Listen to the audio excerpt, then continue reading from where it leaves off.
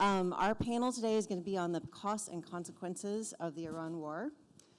And today we have Vermont Senator Peter Welch, who may be in his first term in the upper chamber, but he's no stranger to Congress, as many of you know. He's been serving as Vermont's sole representative since 2006 prior to this role. He's also the ranking member on the Agriculture Committee, where he serves on the Subcommittee for Rural Development, Energy, and Credit. And he's a graduate of the College of Holy Cross in Worcester, Massachusetts, where he got his law degree from the University of Berkeley. James Walkinshaw represents Virginia's 11th Congressional District and probably represents a lot of you in this room, I'm guessing. Prior to being elected to Congress, you may have known him as the Chief of Staff for Representative Jerry Connolly. And he serves on the House Oversight and Government Reform Committee, including the Military and Foreign Affairs Subcommittee. He graduated from New York University with a Bachelor of Arts in Politics. And Dr. Rebecca Lissner is a senior fellow for U.S. Foreign Policy at the Council of Foreign Relations. She most recently served in the Biden-Harris administration as Deputy Assistant to the President and the Principal Deputy National Security Advisor to the Vice President, where she supported the U.S. Government Principals Committee and the Deputies Committee. And I'm Tara Copp. I'm one of our 3 Pentagon correspondents for the Washington Post. I realized I started to introduce them and never said who I was, so we're off to a good start already. I am honored to be here and honored to be part of this important conversation. I'm sure basically everyone in this room is following the headlines and well aware that the president's patience seems to be limited and running out of time, in his own words, on any sort of peace negotiation with Iran. As we speak, we have more than 20 warships assembled in the Arabian Sea and the Gulf of Oman, not only enforcing a blockade, but also being reinforced with supplies, munitions, everything they would need to potentially start a 3rd round of strikes on Iran. This, of course, has important implications for not only peace in the Middle East, but for cost to U.S. taxpayers. To date, this war has cost at least $29 billion, and that's not including any sort of cost to rebuild the military bases across the U.S., the U.S. bases across the Middle East that have been hit by munitions. So I would really like to start today's conversation with the state of play. I mean, this is kind of a precarious moment. Will U.S. forces be put back in a 3rd round? Would they potentially be put back in harm's way? And to kind of kick it off, tell me what you are hearing when you go home right now. Well, you are home, but kind of. When you speak to your constituents, what are they telling you about what they would like Congress to be able to do right now in the Iran war?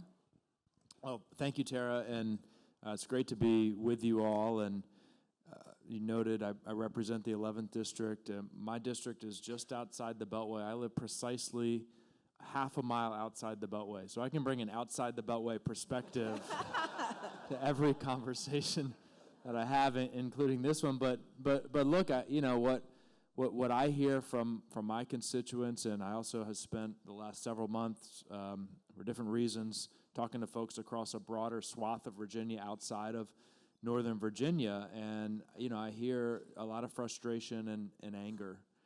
And I think the issue is that the cost increases that people see, they see this war driving increase in gas, driving increase in diesel, driving increase in fertilizer for farmers and groceries, is layered on top of the increase in costs that we were already experiencing from the tariffs and other policies. So I think they see it as compounding a series of decisions that are negatively impacting their day-to-day lives. And for those who are deep into the kind of strategic implications of it, they're trying to figure out how, after all of the billions of dollars and lives that have been spent, how we're in a stronger strategic position than we were before the war. And they are drawing the conclusion that we are not, and we'll probably talk about that more as the conversation goes on. Mr. Welch.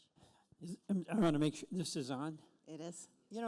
The war is a disaster, okay? And people, it doesn't take much to figure that out. And you see all the prices going up. You see farmers paying more.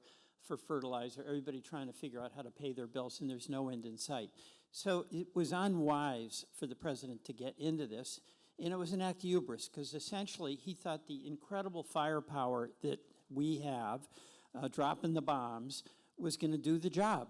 What he didn't deal with was the asymmetric response that Iran then immediately implemented. So we now have a closed Strait of Hormuz. And the trump card, using the term the president so likes to use, Iran's got the cards. That's the bottom line. So we're in a situation now where there's enormous shared pain across the country, by the way, that's shared by Republicans trying to pay their bills as well as Democrats trying to pay their bills, all the things that James mentioned. And there is no end in sight except the bluster and threats that will bomb again. But there's a second issue, and this I say as a member of the Senate, where there's been an abdication of responsibility on the part of the United States Senate. Republicans, many of whom I quite enormously respect, are for a foreign policy that was based on values, not transactionalism. It was based on alliances, not go it alone. And what you have seen with the Trump administration in foreign policy is a complete repudiation of an alliance-based approach and a willingness to tear down institutions that have served us well. So there has to be some realization and internalization among my colleagues in the United States Senate that we're in a long-term, degrading, self-mutilating situation here unless we assert ourselves and stand up for the things that we believe in. This is a catastrophic trajectory that President Trump is on. Dr. Lissner. Well, first of all, thank you. Thank you for having me, and thanks to Andrew and the whole team. It's great to be here.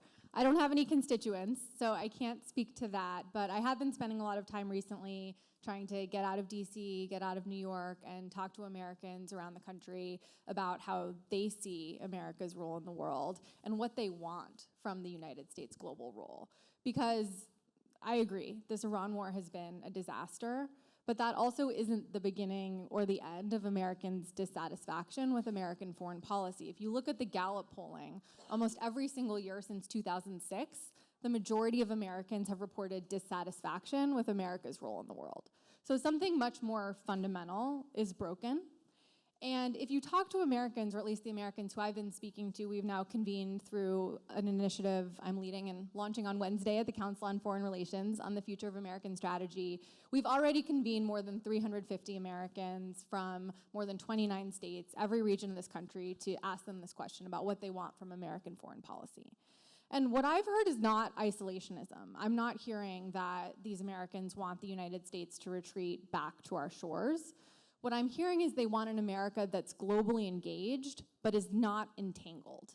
And in particular, is not entangled in open-ended military interventions far away from our homeland, and particularly in the Middle East. Because as we were discussing before we came on stage, this war in Iran harkens back to military interventions not that long ago in which we expended trillions of taxpayer dollars, lives were lost in Iraq and Afghanistan. So engaged but not entangled. And yet here we are now entangled in another war in the Middle East, one where there's no clear theory of victory or clear way out, and one that is exacting really serious costs on the American people, not to mention people all around the world, including in allied countries.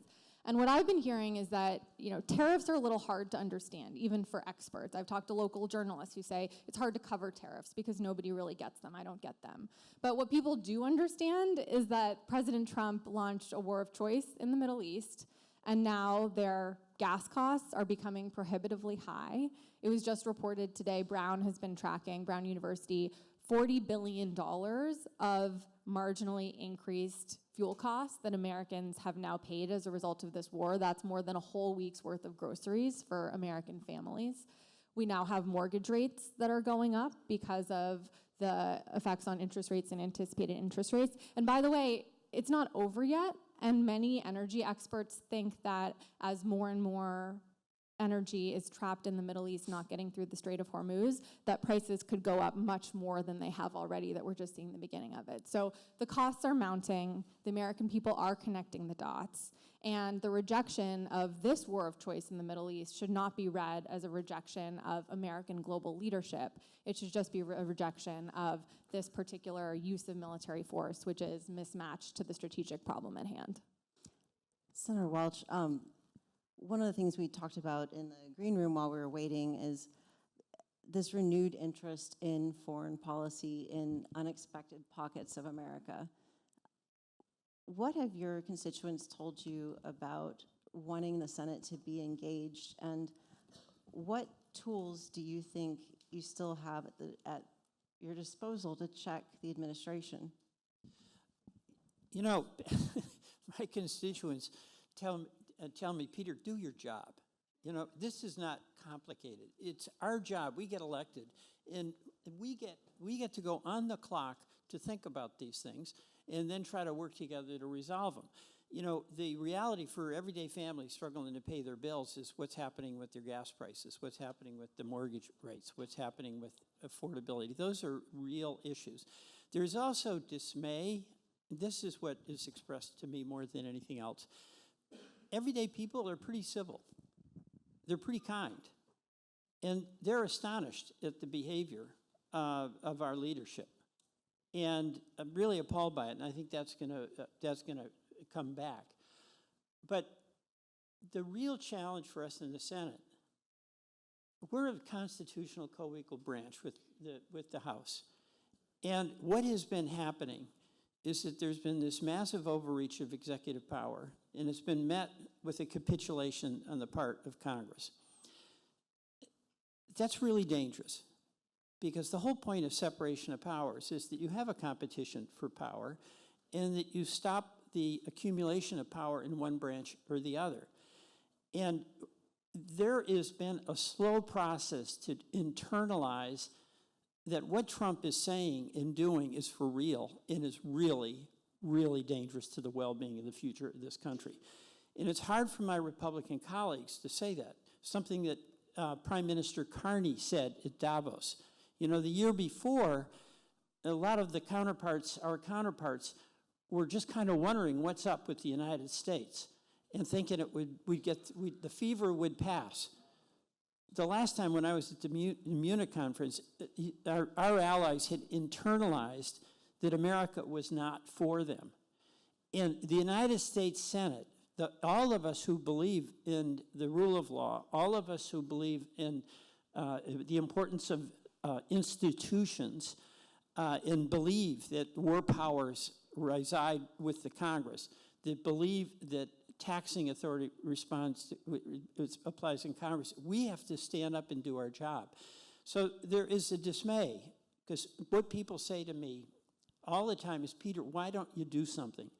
And what that expresses is their horror at what's going on, their internal confidence that those of us who've been elected by them to come here can do something about it, and we're not.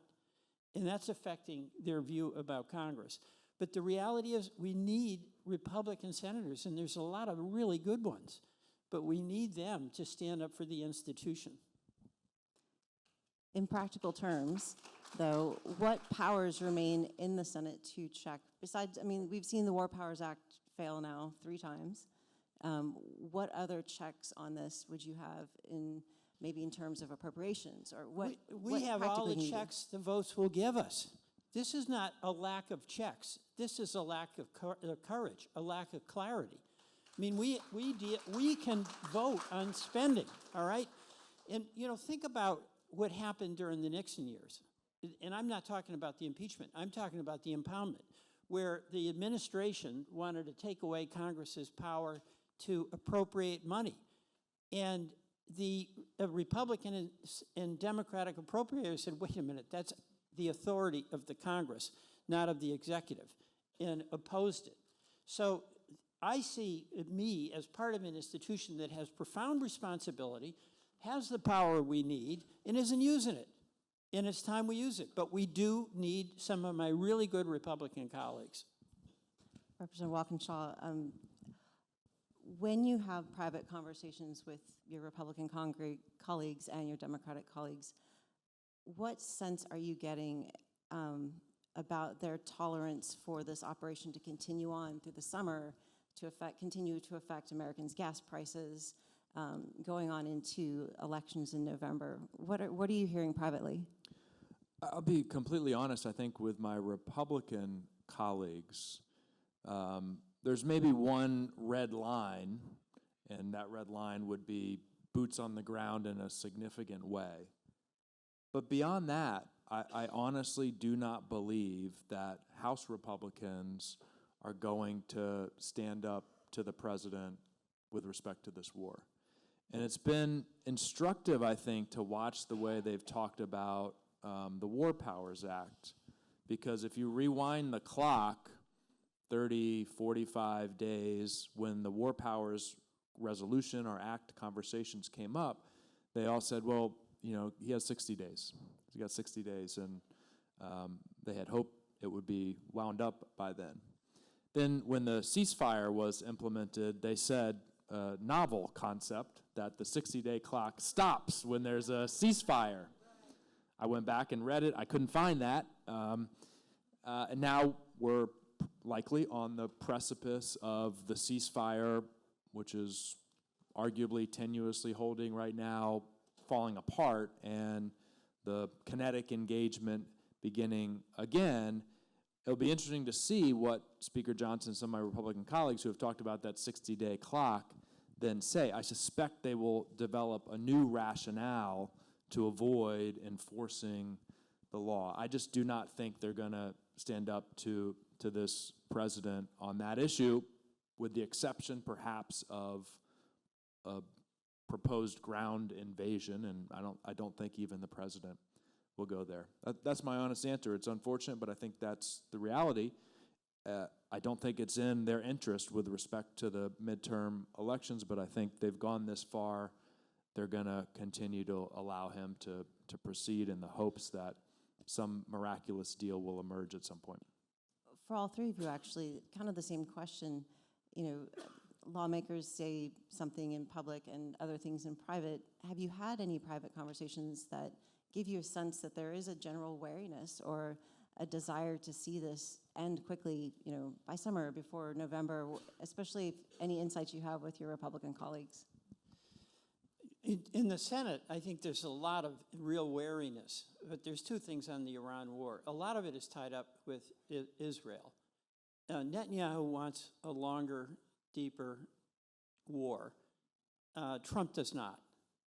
And so you've got competing interests here, and there is always a debate about what's the right level of support, in which ways does the United States maintain its commitment to Israel. So that's an underlying issue here that is, I think, holding some people back. But, when you ask that question, I want to, and I asked that of my colleagues, I'm getting a little impatient with it. We do have a job. And this ignoring the reality of what's happening right before our eyes. I mean, the Strait of Hormuz is closed. We can't open it up. They closed it, and then Trump said he closed it. And literally right now, Russia is getting billions of dollars to prolong this vicious war that most of my Republican colleagues are totally opposed to. Right? One of the best advocates on behalf of Ukraine is Lindsey Graham. He's doing a tremendous job on the sanctions. So my view is that people should be demanding of us to do our job, and that's to act on these things and not to let it slide. Because what's sliding here is there's no end in sight. It's not going to get better. The prices on oil are going to go up, and who knows what the president is going to do, react in some way where he believes that yet another bombing campaign is going to win when we know that won't. Just to interject there, Senator Graham this weekend suggested that the president should send forces back, not on the ground, but should resume military operations and quickly. Well, it's funny. I really do enjoy Lindsey Graham.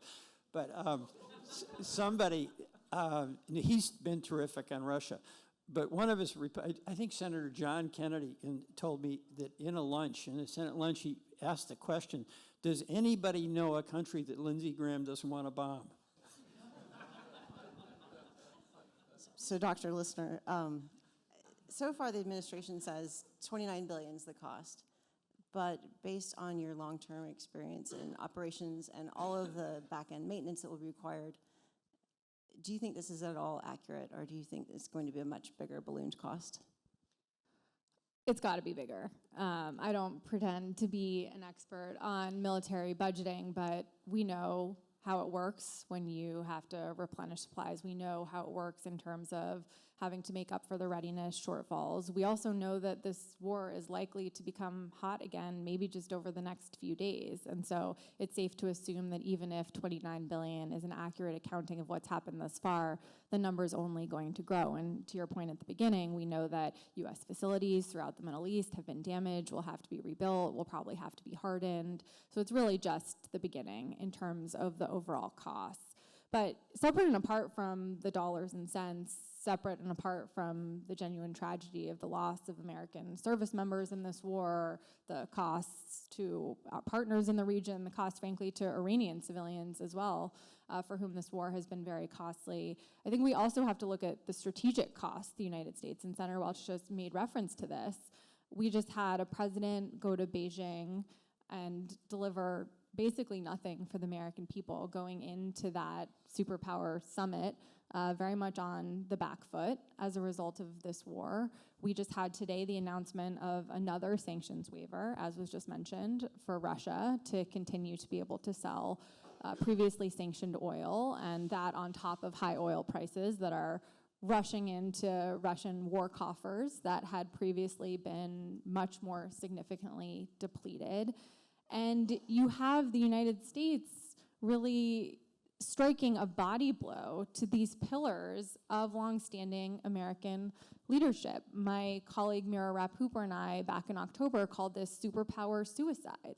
The United States is now the primary antagonist of an international order that we helped to build and sustain, an order that was predicated on alliances, not calling our allies cowards when they don't want to engage in military operations to reopen a strait that was closed without their consultation in a war that they didn't want. It is a system that was built on the idea of sovereignty and non-aggression as being stabilizing norms. And now you have the world's most powerful country, the United States of America, freely undertaking military operations that have no basis in domestic or international law. It is an order that was based on the openness of the global commons, and now we're blockading a key strait of global commerce. And so all of this, I think, just has large and mounting tolls for American foreign policy. And they're ones, frankly, that future leaders are going to have to account for, because the next time the United States is trying to mobilize an international coalition to keep a key international waterway open, our allies and partners are going to look back at us and they're going to remember what happened in this war, and they're going to have questions, and there's going to be more friction, and it's going to be harder to generate and mobilize cooperation. And so there are a lot of near-term material costs, and we're continuing to feel them, and they're not going away, and they might get worse, but there are also compounding strategic costs, and they're not going to end when this war ends, and we have to reckon with those aftershocks too.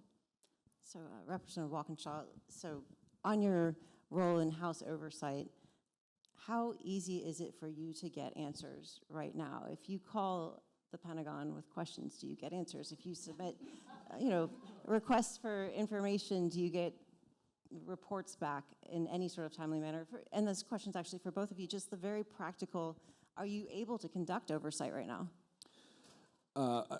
Unless compelled, unless they're in a hearing, under oath, or compelled in some other way by Congress, this administration really doesn't engage, at least with, I'll speak for House Democrats, at all. There generally are not informal conversations. Letters go completely unanswered. And I've worked in the House across multiple administrations, Democrats and Republicans, Congress controlled by both. I've never seen anything like it. It's kind of a complete blackout. And when they've come before hearings, the Secretary and others, House and Senate, I don't think we've gotten straight answers as to the cost of the war. We still don't have a delineation in the defense budget request as to how much it will need to go toward the war. We're just not getting straight answers about that, and there is not an informal dialogue, and that's a great disservice to not just the Congress. It's not about us, to the American people who deserve answers to these questions. The same question I asked earlier, Congress controls the purse. What checks are left, in your view, for Congress to weigh in right now and kind of force the administration's hand to be more accountable? Is funding. I mean, look, even with the War Powers Act, the reality is funding has always been the enforcement mechanism, because if we pass the resolution and it failed on the House floor last week, 212 to 212, it was a tie vote. We are moving in the right direction, but even if that passed House and Senate, at the end of the day, our leverage is funding, and we would have to be willing to say, we're not going to approve another dime for this war until we get answers about what it's costing, about the strategic goals, about the end game. If Congress isn't willing to do that, then we have essentially ceded all of our constitutional authority. If another War Powers Act vote was taken, say, next week, do you think there's any movement, or is there any sort of growing frustration, especially if a third round of military strikes takes place? It gets a little bit harder each time for Republicans in the House. I'll let Peter speak to the Senate, but it gets a little bit harder each time for House Republicans to prevent the resolution from passing. It has been my experience, though, that on any tough vote where they need to secure Republican votes in the House, they can play their trump card, which is get the president on the phone, and the number of House Republicans who will stand up to that pressure is very, very small. It might only be one. Thomas Massey, we'll see how that goes tomorrow with his primary, but there just aren't many that will stand up to that pressure. So I'm not optimistic that it will pass in the House. Looking ahead, there might be a massive military construction bill coming up for rebuilding some of these bases. When I have asked, and some of my colleagues have asked U.S. Central Command, about are they tracking this, what will need to be repaired, the answer is that the future footprint in the Middle East might look very different. We are taking lessons from this war. We are taking lessons from how drone warfare is evolving, and you might not need massive U.S. bases in all of these different areas. Are those things that you are starting to think about, and particularly in terms of what sort of bill might be coming down the line for a future military presence? Well, we know what kind of bill is coming down the line. The president wants to increase the $1 trillion military budget by basically $500 billion. All right, now let's begin to digest how stupid that is. We are manufacturing $1 million drones to take out, or to interceptors to take out $35,000 drones. That's not going to sustain itself for a long time.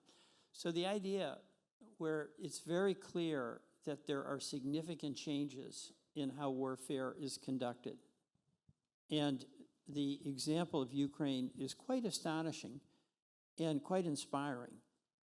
That war where they were supposed to be done in 3 weeks, how many years is it now? We in our 5th year? And they have really been responsible for this new technology that has saved their lives and inflicted incredible crushing losses on the Soviet, or on Russia. So any prudent person running a major business where there is all this evidence that we've got to sit down and figure out a strategy based on this new information would plan first and spend later. That's not what Trump is proposing to do. He's proposing $500 billion and no discussion, even internally, about how do we posture and what do we need to posture in a modern world. So this is like rank incompetence. And then when you put on top of that, and by the way, this is horrendous for a society as rich as we are. We took away health care from 15 million people on Medicaid as if they're not going to get sick. Just means they'll show up without any kind of insurance company in our community hospitals. We didn't extend the tax credits. I had a farmer from Vermont who was buying his insurance. He voted for Trump. He's a really good guy. He says, Pete, if we don't extend those tax credits, don't worry about me in health care. I'm paying $900 this year. It's going to be $3,200 without the credits. And somehow we're going to come up with this record deficit we have, and that doesn't matter to anybody at all. Trillions and trillions. Our deficit is higher than our economy. All right, there's stuff that needs to be done, folks, and Trump's not doing it. He's making it worse. But I'm in the Senate. James is in the House, and we want to do things about it. You've spoken previously about the impact you've seen on fertilizer costs and the impact on farmers. We've all seen firsthand the impact on gas prices. It's almost $5, I think, to fill up my car right now, or $5 a gallon. I'll take that car. You can have it. It doesn't have much life left. So, what are you seeing, in the heartland for the price and cost to farmers, and what implications does that have for our national security? Well, I want you to. I went to Iowa and I went to Nebraska, and just think about what's happened to those farmers. Who works harder than farmers, right? Nobody. And they have been hit by the tariffs. They've been hit by the war with fertilizer costs. They've lost their markets because China stopped buying and started buying from Brazil. And when I was out talking to those farmers, they were talking like Vermonters. It was the same thing. They probably voted for Trump. But what they said is, and then Trump took some of the tariff money and says he's going to give it to him. But what they said to me is, I don't want a handout. I want to sell my product. I want to market. So it's just getting worse, and they're powerless. And that comes on top of the seed prices that go. There's a real concentration in the input cost side that farmers have no control over and get hammered with prices. We've got a crisis in agriculture here. We've got about, of the 11 top commodity crops, a farmer's better off not planting than planting right now, according to the USDA. Do we have any questions in the audience while we have, I guess we've got someone walking over with a microphone. Thank you. Thank you very much. I'm Jim Rosapep, former ambassador to Romania. We mostly talking about politics here, but I want to ask a substantive question. It looks to me like Trump has gotten himself in a vice that he doesn't know how to get out of. My question to all three of you is, of the people you talk to, what are they advising Trump to do to get out of this? Well, I think we're at a fork in the road policy-wise right now, where it does seem like the direction of travel is toward a resumption of hostilities very soon. And the theory of the case there would seem to be that Iran hasn't felt enough pain, they haven't been placed under enough pressure, and that with another round of kinetic activity, with another round of military strikes, whatever shape that might take, there may be a better deal to be had on the other side. So that's one theory of the case. I think another theory of the case is to not resume military activity, to strangle Iran through other means. The intent, of course, of the reverse blockade was to try to prevent Iran from exporting oil, put greater pressure on their economy. You have Secretary Bessent talking about his own sort of maximum pressure campaign, and to impose more pain economically on Iran, knowing that they have these structural economic vulnerabilities, knowing that the Iranian people are deeply discontented with their leadership, and think or hope that something changes that way. In either case, this has to be resolved ultimately through diplomacy, right? There isn't an enduring solution to the real strategic problem, the real strategic threat that is Iran, without some kind of agreement that addresses the nuclear problem, hopefully addresses the missile problem, that addresses the proxy problem, or some subset thereof, with the nuclear issue being the most important one. And so the question is just, how do we get to a place where the president feels there is a deal on the table that he's willing to take and where the Iranians are willing to offer it. The problem is that the parties remain very far apart. The president seems quite set on the idea that he needs something that's better than the JCPOA. He wants more than what Obama got in his nuclear deal. And the Iranians have not yet tabled a proposal that meets that threshold. And so we're at an impasse. There is perhaps a third way, which is just stasis, maintain the status quo, see if something changes. That seems less likely to me. I think the most likely outcome is that we're back to war quite soon, but still without a clear idea of how that leads to a narrowing of the diplomatic gaps that just remain very substantial. I think you're right. Trump is looking for an off-ramp desperately, but he's realizing he drove into a cul-de-sac. And it's a substantive cul-de-sac, but it is also a political cul-de-sac because he and his administration have set the standard that the JCPOA wasn't good enough. So it is elimination of Iran's nuclear program or bust. He's essentially created that standard, and in my view, Iran is, if anything, further away from agreeing to that today than they were before the war started. From a strategic perspective, why would they agree to that today?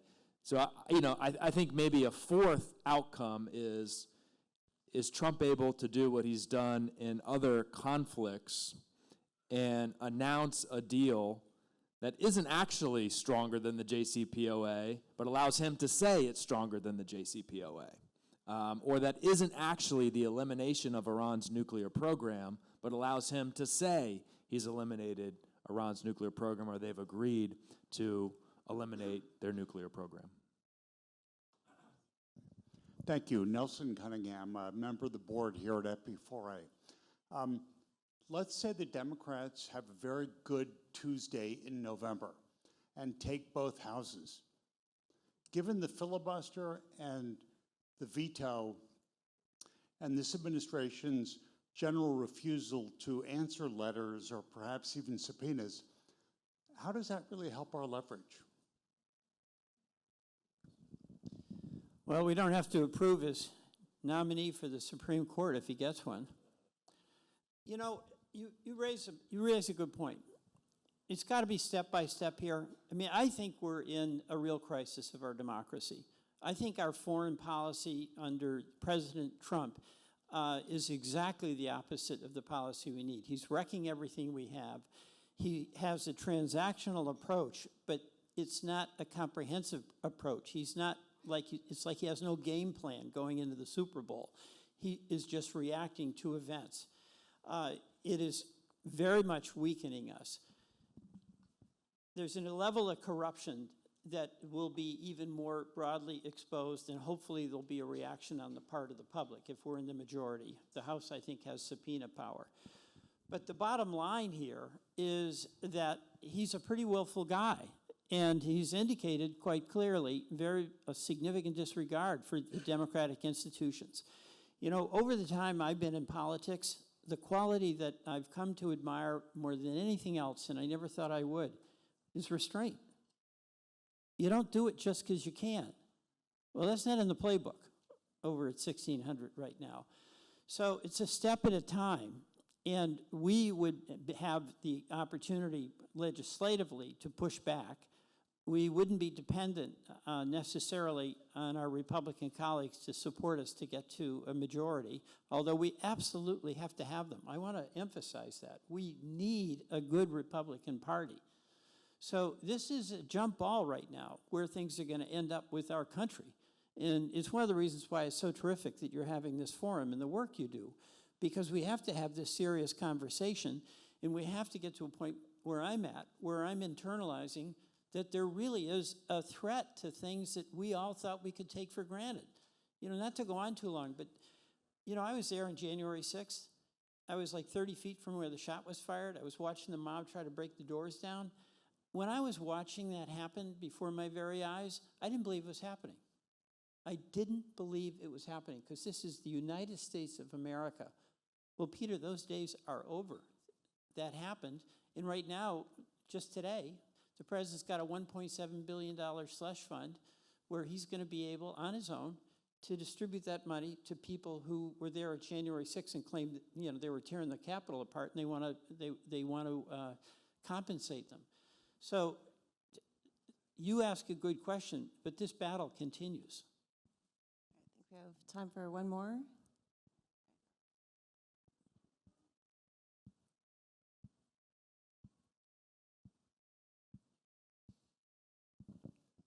Hi, good afternoon. Greg Schaefer, I'm an attorney. We saw when Donald Trump did the exact same thing Nixon did, that we had all these prominent officials on television say, well, I'm not an attorney, I can't say whether he broke any laws. I don't think you have to. I appreciate all Donald Trump has done to elevate the legal profession, maybe more than anyone in history, but you don't have to be an attorney to recognize rank criminality. So when the Department of Defense is seeking a $1.5 trillion budget and $200 billion in supplement, and Pete Hegseth has misappropriated $93 billion, why not a criminal referral now? Why wait until 2027? Why wait until 2029? How about a Todd criminal Blanche, referral? he'll jump on that. Well, I know he won't, but how about putting them back on their heels, and how about a criminal referral? I would do it if it would work, but we do have Todd Blanche. We did have Pam Bondi. I mean, we do not have a Justice Department. It's an extension of the Trump law firm. Yeah, I would just say in the House, we would need votes from Republicans to pass that kind of criminal referral, either in committee or on the floor. Obviously, we don't have that. All right, lightning round, last question, my prerogative. What do each of you think will be an unanticipated consequence of this war?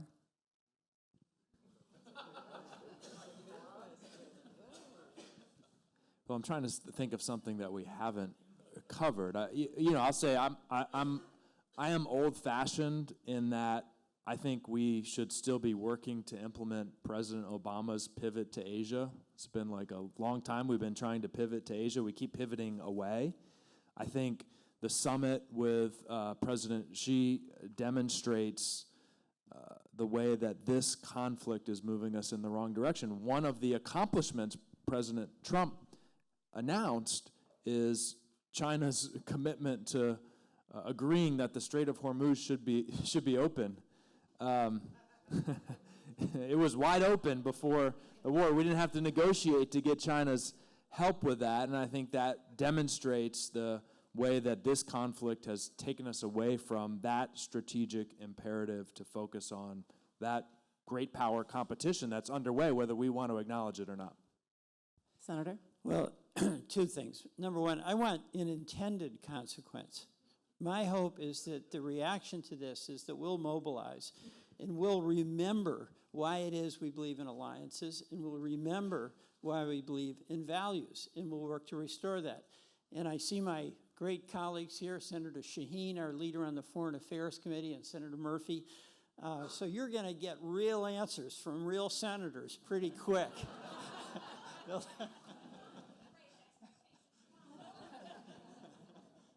Dr. Lissner. We've been very negative so far, so maybe I'll try to end on a positive note, which is this war has given the U.S. military a chance to really test out what the wars of the future are going to be like to fight. And even though I believe this war shouldn't have happened in the first place, I do believe that there are important lessons that need to be learned in terms of what the force of the future should look like.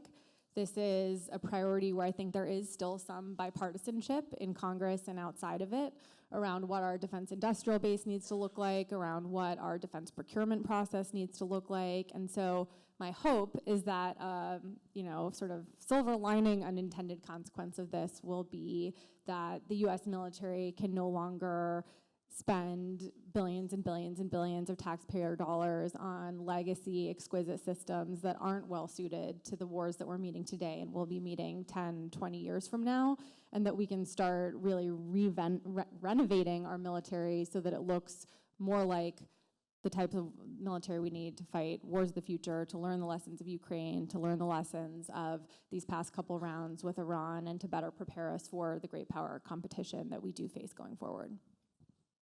Thank you. I would like to thank each of you for this thoughtful conversation.